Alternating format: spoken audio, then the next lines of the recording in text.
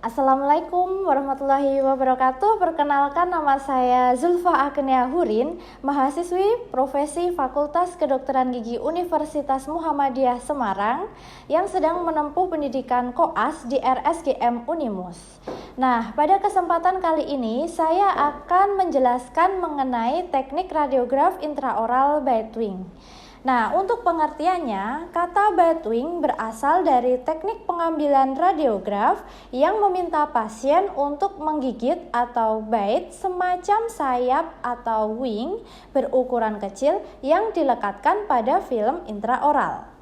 Nah, teknik modern menggunakan film holder yang menggantikan penggunaan wing atau saat ini disebut sebagai tab dan dapat menggunakan digital image receptor sebagai pengganti film.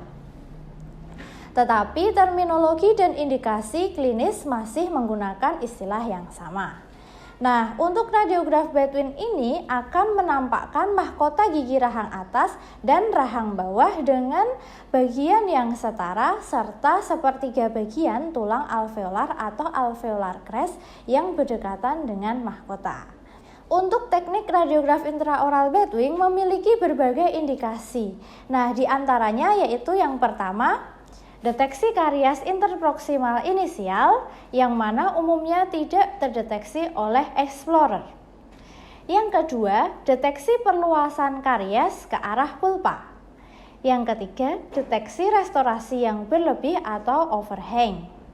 Yang keempat, deteksi karies di bawah restorasi. Yang kelima, deteksi karies di area sementum.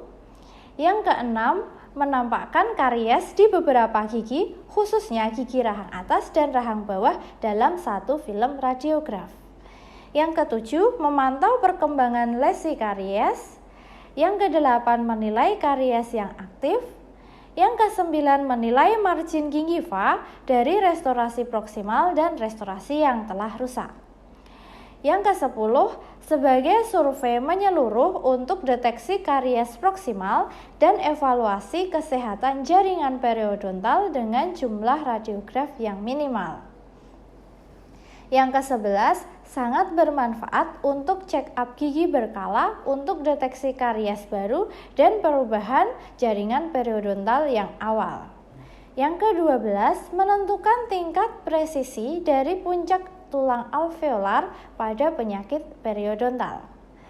Yang ke-13, mempelajari keparahan kondisi alveolar crest pada kelainan periodontal awal dan perubahan kerusakan jaringan periodontal. Nah, yang ke-14, deteksi deposit kalkulus subgingival. Yang ke-15, deteksi resorpsi kronis dari tulang interalveolar.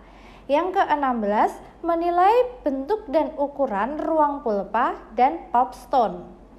Yang ke-17, mendeteksi dan menilai keterlibatan furkasi. Yang ke-18, menentukan hubungan antara benih gigi permanen atau bud terhadap gigi desidui. Nah, teknik radiograf intraoral Batwing juga memiliki berbagai keunggulan dibandingkan teknik radiograf yang lain. Di antaranya adalah teknik radiograf intraoral Batwing itu lebih sederhana, lebih simpel, serta terjangkau atau tidak mahal.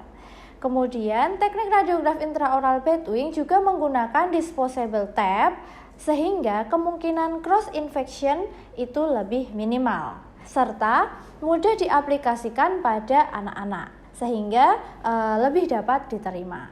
Untuk kelemahan atau kekurangan dari teknik radiograf intraoral Batwing diantaranya adalah gambar tidak dapat direproduksi secara akurat sehingga tidak ideal untuk monitoring progres karies.